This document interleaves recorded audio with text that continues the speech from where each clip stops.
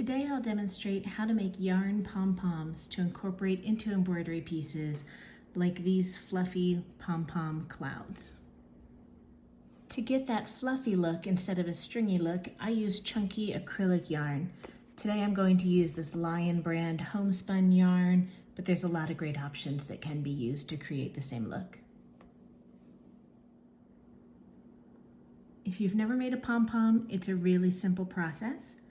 We're basically going to just wind the yarn around a fork. I find a fork much easier than getting my own fingers trapped in there.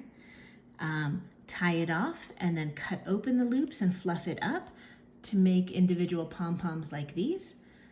The more times you wrap it, the bigger the pom-pom, so you can just wrap fewer times to make a small one. You can use a regular fork.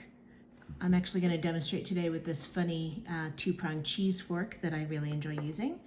I've used things as small as tweezers, so really anything that will let you wrap it around and then have a space to let you easily tie it off in the middle is what you want to look for. To make it easy on myself, I usually cut just a little piece of the same yarn up front to help me tie it. We're just going to take our yarn, and I'm just using a single strand of yarn today, but you can also combine different colors of yarn together for nice effects. This one's a variegated color, so I'm not going to worry about it.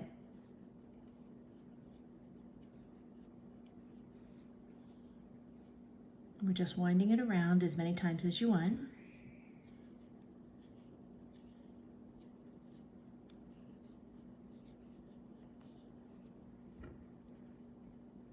And then we'll take the piece that I already cut, poke it through there. I like to tie it on each side. It's up to you. I'm not a great knot tire, so I will take it and squeeze it pretty tight and double knot it. And then I will flip it over and I will do the same thing on the other side.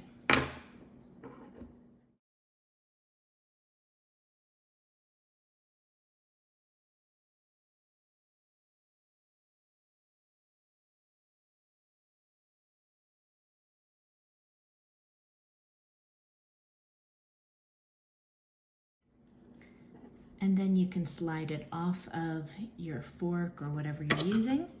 The knot should secure it so that you can hold it from the middle. And then we're just going to take our scissors and cut through the loops on both sides without cutting our tie in the middle to just open it up.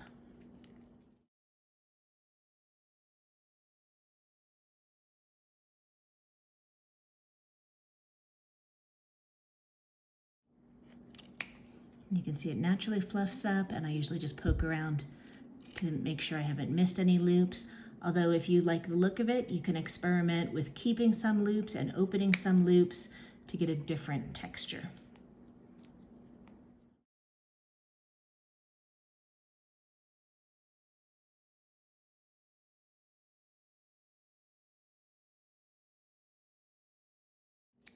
Okay, you can kind of fluff them up, and you can see that we've now got a little pom that is secured in the middle so that we can affix it to our piece and then start shaping it. Once you've got all of your pom-poms made, you can just start fixing them onto your piece. And I just use usually a single strand of a neutral colored embroidery thread and just come up and down through the center of that pom a few times, pulling it tight enough that that thread disappears into the fluff, just until it feels secured.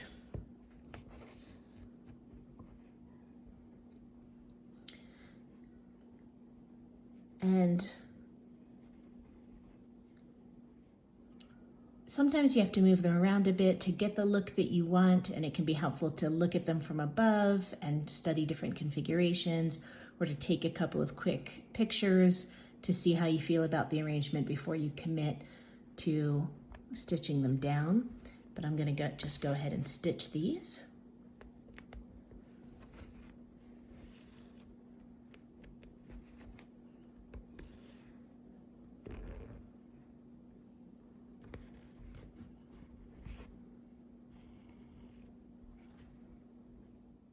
If you wanted to build up more volume, you can also start to layer some palms on top of other palms. So what you can do with this is really unlimited.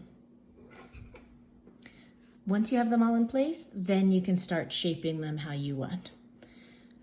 Just use a pair of sharp scissors and you can start trimming them.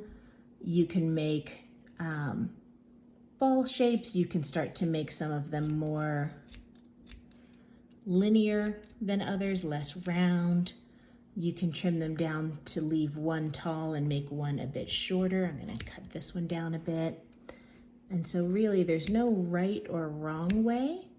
You just have to start playing with it until it has the look that you want. So you can just trim until you achieve the shape and height variations that you're looking for, and really just follow your instincts until it feels right to you. And that's it for pom-pom clouds. Thanks for watching.